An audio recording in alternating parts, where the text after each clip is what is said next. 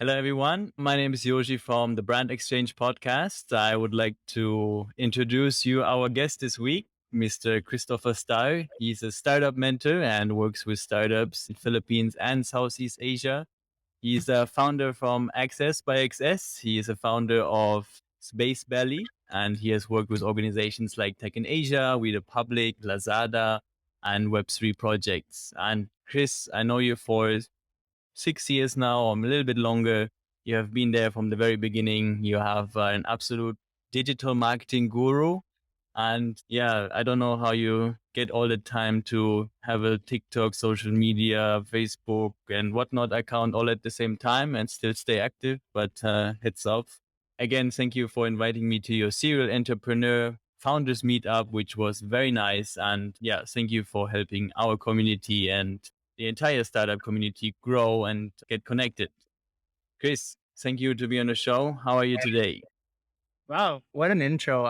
Do I owe you anything for that nice intro, Yoji? But I'm doing No, well, no, doing well. just Thank you your for time. inviting me. All right.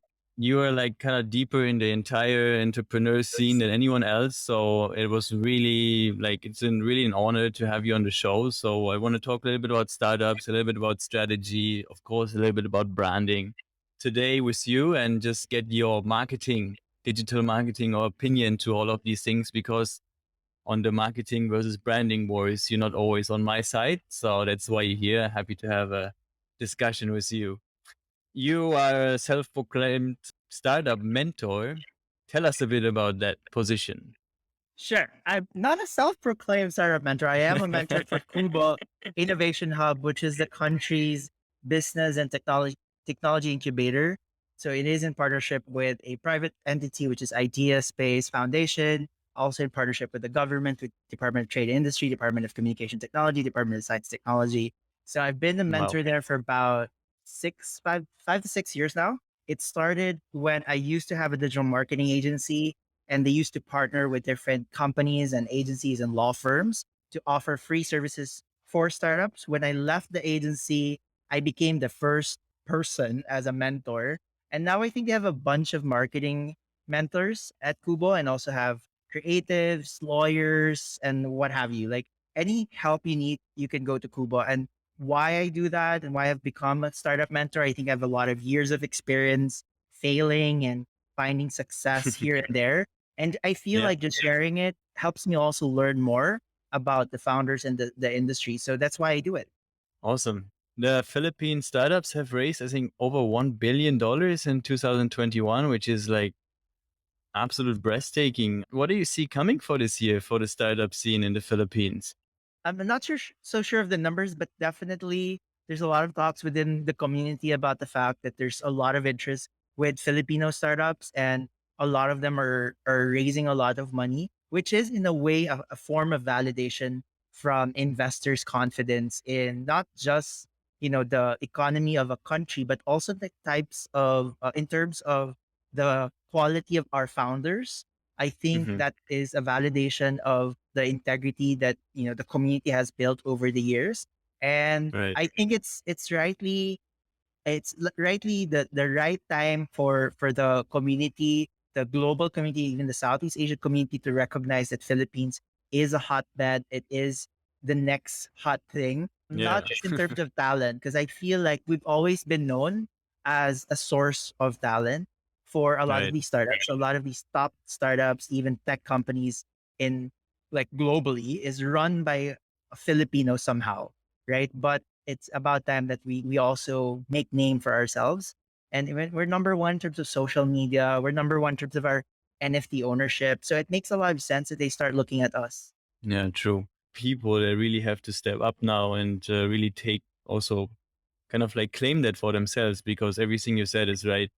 I mean, we are running agencies simultaneously, and yeah, we both know that it's a big difference of finding talent versus finding someone who has all kind of parts of the working triangle, if you call it like that. Yeah, talking about people and this in the Philippines and Southeast Asia, like of course, like you as a startup founder, you have to have your idea and you have to have like your communities and finding your co-founders or your right partners in during that first process where you're still kind of solidifying the idea and trying to like build something, that is presentable in some ways. Like, I think many people have called you a community builder. What tips do you have for people in the very early stages? Right. What I always tell founders is to put their ideas out there. A lot of times, first time founders are afraid to share their idea because they're Yeah. afraid that someone else is going to do it. The truth is, a lot of our ideas are not new. Someone else has done it before us. I mean, it's great if it's super new, but more or less, you're probably doing something that someone else is doing. You're probably tweaking it a little bit. So there's really no advantage of having, a fresh idea, but really it's all about execution. So for me, getting a feedback as soon as you can is far more important, because at the end of the Mhm. day, even if someone does copy you, and it can happen, nothing stops people from copying you even after you launch. And Right. it's not, I don't know, I think sometimes they think maybe it's a, first mover advantage. Sometimes it does help to be the first mover, but in most cases, it's not about the first mover, it's the last one standing. So it doesn't Mhm. matter. And so for me, what I always tell them, major tip is get feedback as soon as you can. And you can't get feedback unless you tell people about your idea, and not just tell people, like also people in the industry.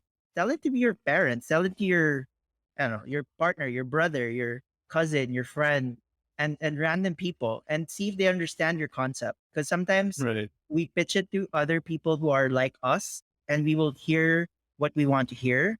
But in the end, Mhm. once we launch, people actually don't understand it, and you will then need a lot of money on marketing to make people understand what you're trying to do. Right. I totally agree with it. Keeping your secret a secret is never a good idea. And yeah, I mean, you're pretty much on the same page with Gary Vee, who said it a little bit more aggressively: ideas are shit, execution is king. Right. So, on that note, yeah, I think if once you overcome that step and you talk about, okay, you have an idea, you found some people who agree with you or found, I guess, acceptance for it. The next big step is always like, okay, if ever I have something that requires some kind of funding, how do I go about that? Right. So most people definitely super struggle with that part, because usually, even for business orientated founders, like asking for money is such a weird thing to do, because it just feels weird, even though it is actually not, because you're actually trading on not necessarily asking. From your past 5, 10 years, I don't know, even more, maybe any like top of the mind tips that you would like to share for the funding stages? Sure. I'm in the digital for about 17 years now, and I've seen it Wow. all. I've also experienced it myself, raising for the first time, using someone else's money. The first money that I used, it's not mine, it was my parents. So, and honestly, what I noticed is that a lot of times, especially the newer founders, got this idea that, for you to start something is that you need a lot of money and you need other people's money to do it. The first investor has to be you. There's no way that you can just come up with an idea and then someone else will invest in it, unless you have a track record, meaning you have successfully exited before and people know that you can turn, anything that you touch into gold. Then obviously, even if you only have farted an idea, they'll be like more than happy to give you more money. But Yeah. unless you're that, it's very rare to find an investor to invest to someone that doesn't have any track record. So if you don't have a track record, this is your first salvo on starting something, you have to be the first investor. That means you need to put your money there. And I think it's extremely important experience, because you're going to be much more careful, because you know that it's not unlimited resource. Because I've seen a lot of startups as well, because it's not their money that they've spent it on, a lot of things like expensive business travels, expensive offices. They moved to a new condo, they hired like the best talents that cost 10 times than what they can really afford, just because it's not their money. And also, Right. when raising money, it's really more than money that you're looking for. It should be what the industry calls smart money. What that essentially means is that it's not just money, because money you can loan, you can sell things, you can sell Mentorship. you're right, you can Mm. sell your kidney and get money for it, right? It's the same money, but at Yeah. least you're not giving away equity. I'm not saying sell your kidney, but the thing is, if the money is just money, then it doesn't really have much stretch to it, as compared to you find the right partners who gives you more than money. It gives you connections, gives you your co-founder, it gives you instant customers that's much more important than just money, because money, you can find it everywhere. Actually, it's not that difficult if you come think of it on how you get money. You can work for someone else, you can become a consultant, you can start selling. Airbnb was selling cereals. Speaking of serial entrepreneur, they were selling cereals to keep the lights on, right? So you can make money if you really, really want to, but you can have all the money in the world, but you can still not get customers. So if you can find an investor that brings in smart money, meaning more than just money, then I think that's what would accelerate your growth and would accelerate everything for you. Right. So besides maybe joining some, I don't know, online VC programs and going to community events, is there anything from the top of your head that you would recommend to starters? Sure. If you really want to raise money, you also have to consider there are a lot of government and institutional grants that can be given to you. So typically, you don't have to exchange that for equity. Instead, they just need to know your data, right? So for example, if it's an academic grant, they just want the study. And in exchange for the study, they pay you amount of money. And there are grants. There is a startup bill that promotes funds for a lot of these departments in the government. And you can just, all you need to do is go to their website, check it out, and inquire. Or as mentioned earlier, come to Cuba, and Cuba can assist you on these multiple grants. Now, in terms of VCs and all that, obviously attending events, going out, now that some countries they're very open, so you can now come out and go and meet investors. You can also try to get, and what's much more effective and more powerful is getting referrals from portfolio companies of those investors. So something that I also learned from another founder that has successfully raised a lot of money. Shout out to Ray of Quickwire. I got that from him. Basically, he says that, all of his, or majority of his introductions to VCs actually came from other investors, other founders. And that's much more powerful than just cold emailing, cold messaging. True. However, you can still reach out to Almost them. like They're your on personal brand. LinkedIn. Yeah. Yeah, they're also on Twitter. There's no harm in reaching out coldly and just introducing yourself and trying to pitch and schedule a time. But what's more powerful if you can get a personal recommendation from someone else.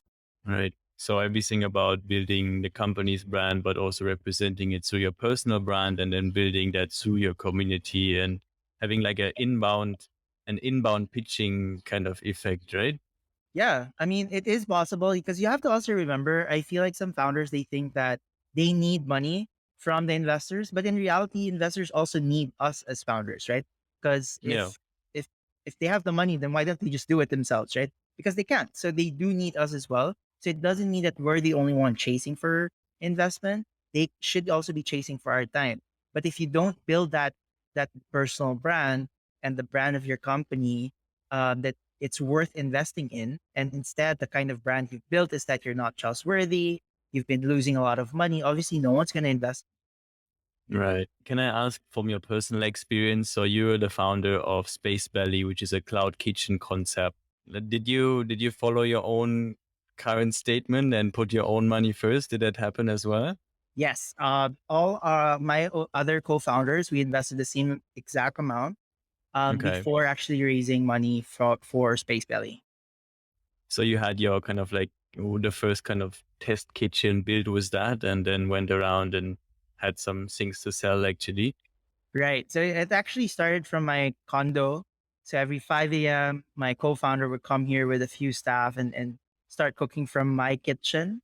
And then when we validated it after that, that's when we were able to raise sort of like a seed funding, a pre-seed funding. Okay, awesome. From that experience and from many others, as you mentioned earlier, what would you have done differently in the beginning phase, not necessarily later on, but in the pitching phase, if you knew what you know now 3, 4 years ago? I think what's really, really critical, and I'm doing this now, is involving a lawyer as soon as possible. Having your own lawyer just helps protect you. And in the long Okay. run, it actually saves you a lot of money and a lot of trouble. Because that's something that Okay. I thought like, yeah, we can wing it. And Right. it doesn't matter. Like, even if you have another co-founder, you're entering a contract, you need to come into that contract with a lawyer, even as friends, even family members. I feel like documenting things is extremely important. That's something that we didn't do before, and we did miss out a few things because of that. Okay. Yeah, that's very interesting. I've luckily never came to that point yet, but I hope to fail it as well. So I have that learning curve. But good to know. That is very, very insightful. I want to take our conversation to the next level and maybe progress a few phases in our startup journey that we're discussing right now. So we're at funding and starting off. I want to talk with you about a new concept or semi new concept, if you like, about the concept of MVP, which I discovered about a year ago. So you're an industry expert, you know about MVP, minimum viable product. And I really, really love how I have no idea who came up with it, but the MVP concept of it does really apply to this like move fast and break things mentality that startups are living in, because every old school corporate structure is just a poison pill for startups. Like anything that takes time and has time clocking or micromanagement, right? It's just not the right process for them. So in terms of the brand building process, when you have established something and you now are at the stage where you say, okay, we need to evoke some kind of emotion through our customers because we do have to differentiate in the market. What's your take on that? Like, what's your take on like a really fast moving brand building process like MVB? Right. The way I think of it is I feel like it might be even a trinity of a minimum viable product, a minimum viable brand, and a minimum viable audience or customers. Because Yes. when you think about it, it is all about finding your product market fit. And when I explain this to founders, it's always about the three things. It's about the product, the market, the target market that you have, and of course the messaging, which is where branding comes in, right? And usually a lot of founders I've spoken to, when they think about fixing their startups because they're not getting anywhere, they focus too much on the product. They forget about the customers. They forget about the brand and messaging. But Yeah. sometimes, you have the right product, but you're talking to the wrong customers, or you're talking to the right customers with the right product, but you're talking about it in a way that they don't understand. And so the way I see it is that obviously these are three things that you need to do when you're very early stage. And as they say, when you pivot, it's usually one of those three. It will be two of those three, but for sure it's those. And don't change your product or your market or your messaging, and then also change the problem you're trying to solve. You need to be very, very serious about the problem you're trying to solve and pivot on those three things. So I think it's something that is not well discussed in the market because MVP is much, much more popular. And that's why a lot of founders are actually struggling. When they come to me, they have a ready product, but they're not selling, they're not getting downloads, and they haven't Yeah. figured out that probably it's not the product. It's not more features. It's not more new things, Mm. shiny things. It's actually because you're not talking to the right person, or worse, you're talking to the right person, but you have the wrong message. You're not differentiating yourself enough. You're not telling a great story. You're not evoking any emotion. Yeah, so many things you said that are just golden. I mean, we have just learned that anyone who's in the starting stages or not like fully funded and growing to like an international market right away, that a 2-page strategic guideline, and I'm not talking about any visuals, no logo or color thing. Of course, you can have that anytime you want. Something that aligns the core team of 5 people, just of, okay, we're going to use this tone, we're going to use these 3 keywords, these 3 hashtags in some kind of combination throughout the death of the next 6 months. And just try things and really stick to it for a certain amount of time until we clearly understand, okay, some of these are working and some of these are not, because you are not going to hire McKinsey to make your market research for your product that has 20 downloads, and you're not going to hire a brand strategist to make an entire concept of it, right? So we are thinking about, okay, what is the perfect sweet spot for like, what is too much, what is too little, how much do you have to care versus how much you can care in general, because everything you see in Instagram these days might confuses you because everything looks fancy, but fancy doesn't mean successful, right? Let's just talk about Space Valley because that's the one I remember the most. Like, did you have any form of like 1-pager, 2-pager, half-pager strategic document that you followed in the first 6 months? That would be great to do that. But what we done so instead was actually just have regular alignments with my other co-founders in terms of the Hmm. direction of the company. And then How many later, were you? Sorry. we were three in the beginning, and Okay, that's we would have regular discussions of the direction. And so we are kind of winging it as we go along. But at the same time, I think while we didn't have a physical document where we wrote down everything, we had an alignment in our heads because we constantly communicated. But yeah. usually I do strategic planning a year after. That's when I start Okay. writing down things and say what worked, what didn't work, what's my goal this year, and then let's plan things out. And usually that's done. It's up to you. It could be done after 3 months, after 6 months, after 3 quarters, or if you want after a year. But usually I do strategic planning at the beginning of the year to align if we are still on the same page or are we going to make changes or direction. Right. Strategic changes in our directions. Yeah, I guess that's really then the point where you say, okay, that did not work, and then we can basically change based off that. But I think, I mean, depending on what industry you're in, I guess for a tech startup, it can sometimes move a bit too fast that 1 year might be too long, right? I think you really have to understand at what pace your business is growing to add some checkpoints to not completely go off the cliff. Yeah. Also another way to check have the checkpoints in very good. So in terms of the building process, I mentioned the word earlier already, like fancy looking brands on Instagram, and that's something because we have been the last 6 years on the client serving side. That meaning that people come to us for kind of the brand building process, and we have been so shocked with like the things that people see and screenshot things and say, okay, Yoshi, can you make this? And I was like, I can make it. I don't think it's going to change your business in any way. So, what overkill? I guess visual is the most obvious one. And what examples have you seen lately? And I'm not trying to pick any brand to like trash talk them. I'm just like in general. I guess I can think of a couple of friends who has also overdone it, right? They've spent a lot of money over thinking about their brand name, their colors and all that. And then in the end, lack on the other parts. As I mentioned, it's the Holy Trinity. So they lack on finding the right audience, they lack on the actual product or service that they're building. And so even if you have this shiny new brand like logo and colors and visual identity in general, like if you don't have customers, like no one's gonna see that.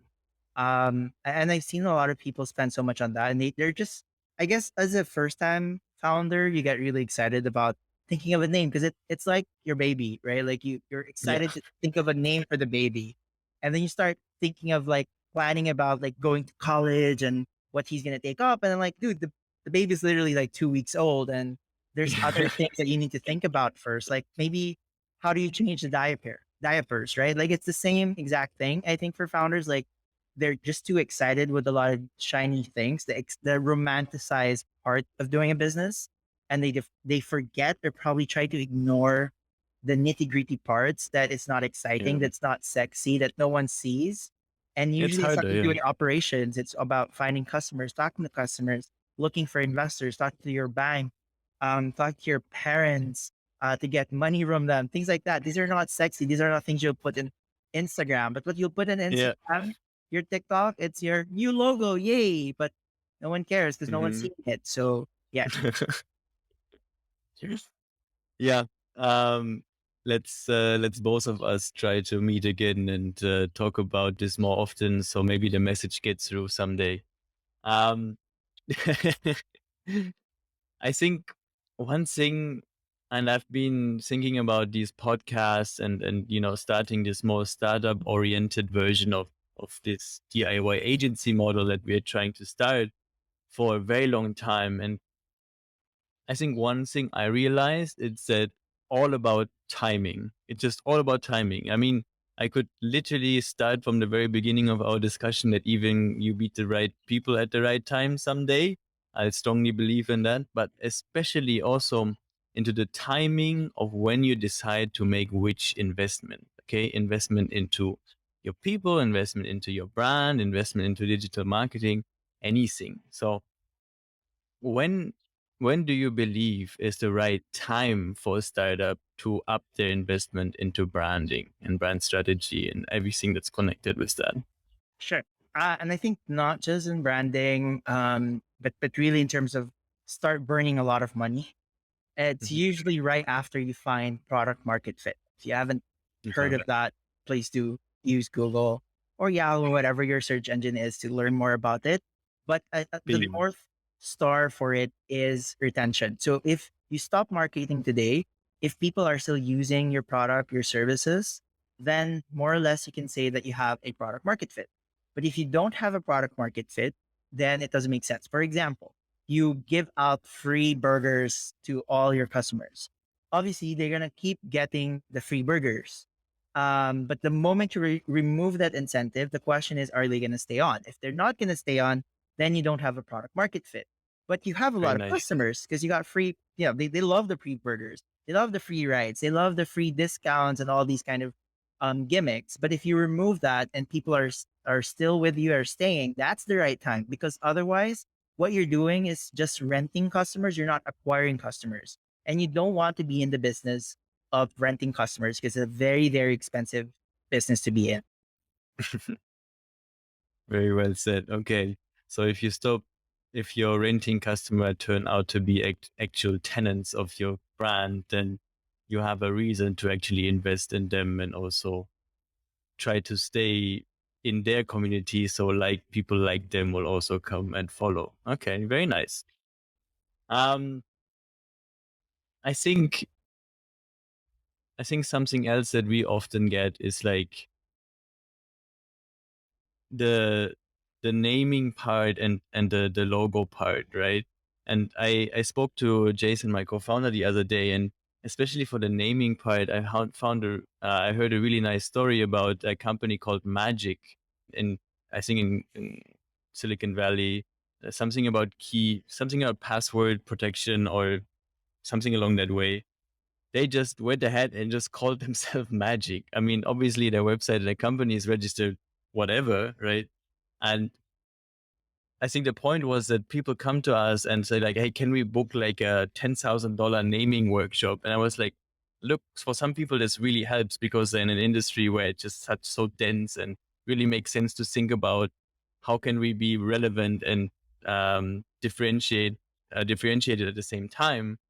But I think too many people, as you said with your baby example, like go crazy and try to think of this one word that no one has used, even though you can just go ahead if your industry is somewhat, available for it and it's somewhat relevant to the industry.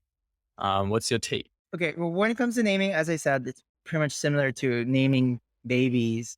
People get really, really excited, and there are trends and in terms of naming. So I'm pretty sure, Yoji, you've been in the Philippines for a long time, so you're pretty sure you've met a lot of boy and girl or girly that are actual real names of Filipinos. It's like the parents were just not creative enough. Like, oh, I have a boy, let me call you boy, right? There's a celebrity called Tito Boy. Oh Um, my God. and he's obviously a boy. Yeah. And so sometimes people are not creative, and it's very common as well for Filipinos to name their kids after themselves. So they combine their name, the first name, the first syllable of the name of the dad and the mom, and then just put it together.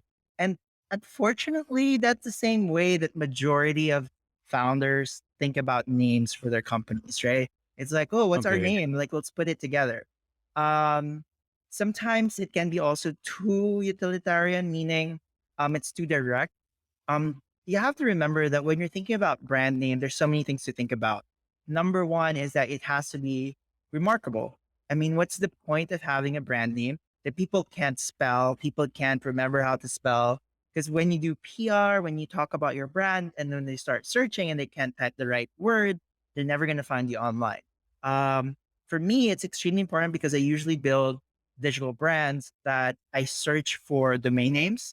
So even if I have a really, really nice name, but if I cannot get the right domain name for it, I will drop it just because I'm in a digital space and it's extremely important.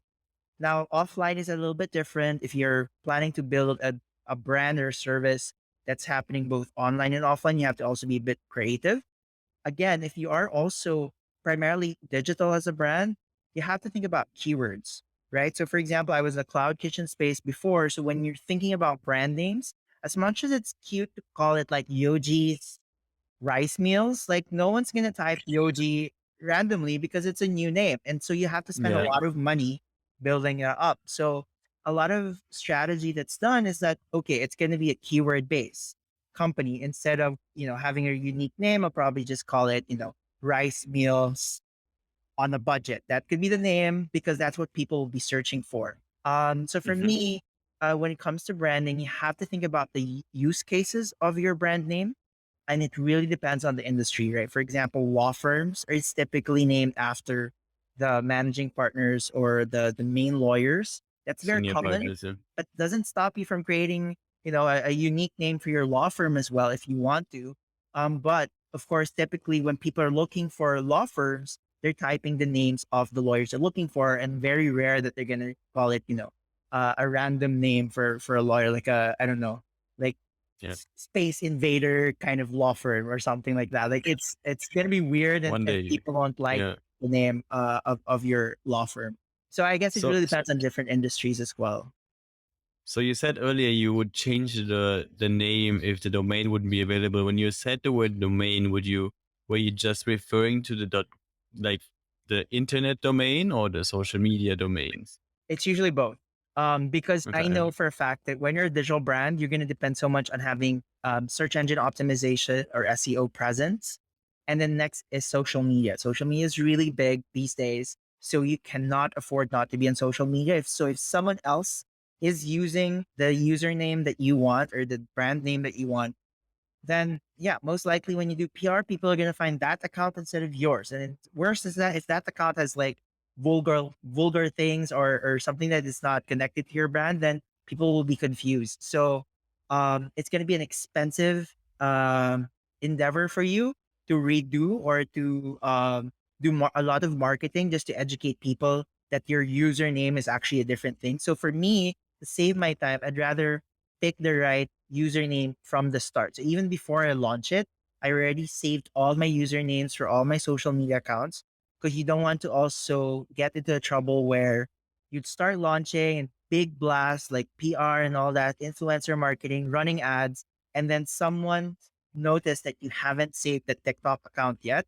and then they Hmm. became a cyber squatter Yeah. where they'll try to it becomes a hostage situation where they're trying to ask you to pay a lot of money for you to get the username. And trust me, that has Right. happened to other companies. Oh yeah, for sure. Yeah. I had a friend who was offered um $20,000 by some American company, and he thought it was just his Vietnamese name, but it was just randomly a company's name in the States. So that was pretty insane. So that definitely happens. But like for example, if my company name is Big Black Bottle, and Big Black Bottle is still available on Facebook and Instagram and TikTok, for example, but bigblackbottle.com is taken, would you still consider it to do something like, I don't know, bigblackbottle.com.ph or .ph or .asia or .startup or .io?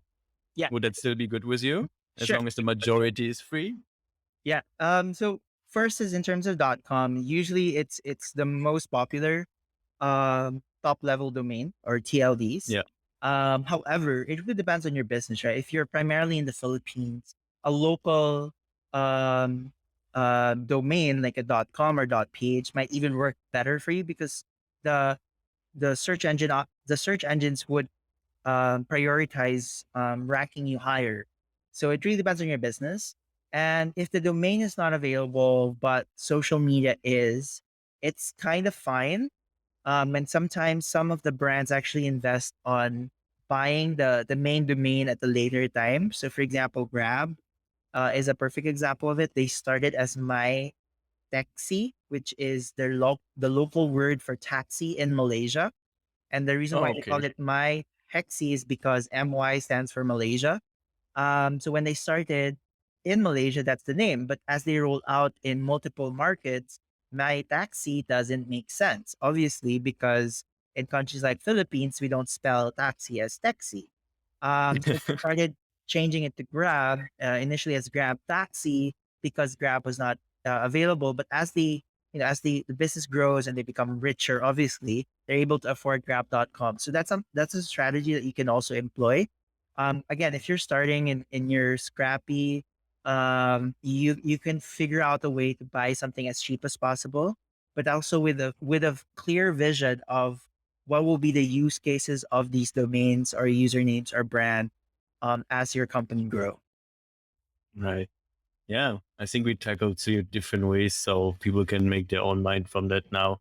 I want to move to one last visual topic because for some reason that's still the most searched word when I search our keywords. It's just always logo design. People want to change their brand image and want to change their entire company, but ask us about to change their logo. And I always ask them if Adidas and Puma will switch their logo tomorrow. Will you buy one shoe more often or less? And the answer is obviously no, because the logo is just an identifying symbol.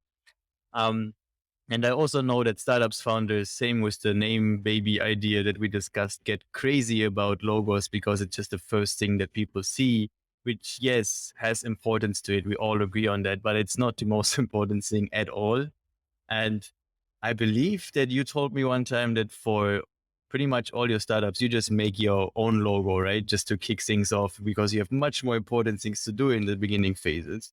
Yeah, I even have my very first digital marketing agency, which is called hashtag digital. I thought of Okay. the name and I created the logo, and I created the logo using a PowerPoint presentation, just Very good. because back then there was no Canva.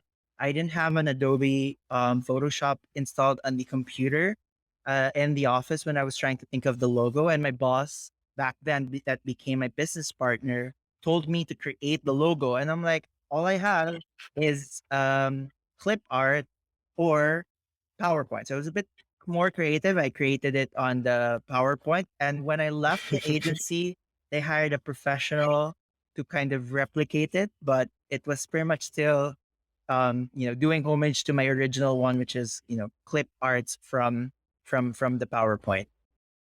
Very nice. All right. Um, yeah, I mean, at that topic, and we also discussed timing earlier. Um, I think the three golden rules that I have, and I would love to hear your opinion to it, is just really, I mean, if you have Canva these days, right, or if you have Photoshop or Illustrator, even better. But don't overdo it. And there are just three rules, and they are um, be legible. Okay, just make sure you can read the bloody name of your company. Number two, be somewhat appropriate to your industry. Okay, if you're in real estate, have something fancy looking with some thinner fonts. If you have some using techie, use something bold. Just check your competitors and make sure if you fit in there, do you somewhat fit in it and somewhat stand out at the same time. Just write your name in any font that you like, that you know looks appropriate. And number three is just to be ultra super. I cannot find enough adjectives in my life. Simple, simple, simple. To just give enough room and space to whatever medium people review your brand on, because you get notifications on the Apple Watch and whatnot these days, and it's gonna be half an inch tall. Um, yeah, I know you're not a designer, but as because of that, I wanted to ask one more time, what's your take on logo design these days? Yeah, I think, um, as I said earlier, a lot of founders really are coming from a very romanticized version of entrepreneurship where they are very excited to be very involved with the name, the logo, the colors, and such. And it's usually with very random reasons that they choose a specific color because it's their favorite color, or decide to like have this certain logo because it's a it's a homage to their mom or something like that. Like really weird reasons when you ask them like, why does your logo look like this? And they have very strange reasons that and a lot of times it's because they think, and usually it is fun to have that story behind the logo. And Yeah, only you and your other co-founders understand, but in reality the yeah, it's logo is fun there. internally. It is fun Yeah, internally, but there is a reason why you're creating the logo, and it's to be on your products, your services, but your social. It's for your customers to remember you and differentiate you from others. And that's really the main purpose. So while you can create a story behind it, there is a bigger purpose. And if you can combine it, it's great. But if not, you have to choose to go towards more on your customers. It is for the customers, and it has to be about them. It's not about us. Yes, you created your business because of a problem that you had, but you're no longer the only customer. And I always say that because a lot of founders always keep on saying that I'm the customer because I built this for myself. And then they keep using that Mm. as the reason why they want a certain logo or branding to be a certain way, because they say that because that's what I would want as a customer. But then I ask No, them, yeah. did you ask your customers what do they think? And do your customers look like you and think like you? And usually the answer is no. So I don't understand why they keep on insisting that they're the customer. Therefore, whatever they think is the best for the brand or for the company they're building. So yeah, I think Oh, that's wow. the Yeah. common pitfall for a lot of early stage startups when it comes to thinking about logo design, is that it's based on personal taste instead of what will customers actually think about. I guess that's dangerous if you that deep and see yourself as a customer. I think that would be also my big tip to stand up and go around the table, try to look at it from a different perspective, or ask as many people as you can, as you mentioned. Um, yeah, the absolute last bit to this last logo topic, and that's something new that also came up in my mind, and that is the usage of logos on social media platforms. So for me, if we talk about logos in any other sense, I would say always be simple, always make sure that your logo is displayed as whole. But on social media platforms, it doesn't matter where, on your profile, in the comment section, on the news feed, on the whatever, your name is always, always, always, always written next to your Profile logo picture there. mark bubble filler. What's your take on this? Because like I started just like oversizing anyone's logo because it doesn't matter. Your name is there anyways. Like you're not going to post something completely random as a brand. So what did you have you ever noticed it or thought about that? Yeah. Yeah. It's very common for brands to overbrand, right? So they have a logo, and then which is their profile picture, and then their images would also have their logo. And it just doesn't make sense sometimes why they're doing that, because obviously it's being shared on their social page and nobody will actually repost it, right? So there's no reason for a logo to be there. I think it is a sort of a bad practice that was just carried over from more traditional marketing, Yeah. traditional design, where obviously usually your pub mats are placed inside magazines, which are obviously not your own media, and so that's why it's always a must that your logo is there. But sometimes you even see products post where the product has the logo obviously, and then they would still post a logo down below, just because it's the template of the social media. Canvas sheet. Yeah. Yeah, that's their template, so they don't even think. But again, for me, it's always about purpose, right? Like, what's your purpose? What's your goal with these posts?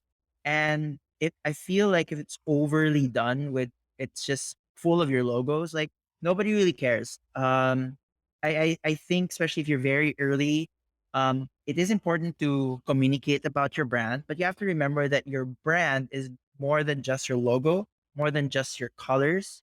It's the whole It's in the experience. It's what makes you different, the features, the benefits, the customer service. That's all part of your brand. So if you're obsessing about your brand, that's great, but make sure you're not obsessing on just one aspect of it, which is usually the visual identity, just because that's the most common thing or the most exposed to easiest. customers.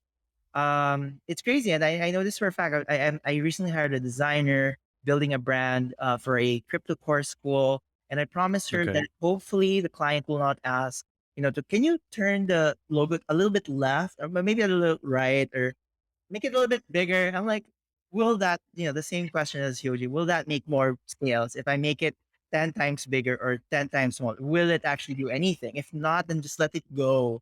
Probably tomorrow, no one will see it because it's just an Instagram story anyway. Hmm. So Hmm. yeah, I know what you're saying in terms of people trying to put their logo to as many things as possible. And honestly, sometimes it doesn't even make sense. Yeah. Yeah. I think for a new venture, I just put a blue circle in there. I was like, "Look, not our logo at all, but I'm just gonna run with it for this year and see how it goes. If someone calls me out for it, I'm just gonna say, okay, that's our logo one day if it has a good connection with anyone. But I'm not gonna trademark it or anything. As a complete digital company, I think that also completely overrated. Um, every single word that you used to describe branding, thank you so much. It was perfect. I agree with you. Branding is a feeling. Branding is an emotion that people have interacting with you in as a whole. Chris, we went a bit over time. I just want to ask you if you want to give any of our young viewers and listeners any mindset tip that you feel always comes strong to help people. Right. I think if you are starting something, if you're building something, if you're creating something, you will make a lot of mistakes, and it's okay. And that might be about your brand. It might be about your product. It's inevitable to make these mistakes. What's more important is how you pick up yourself and keep going.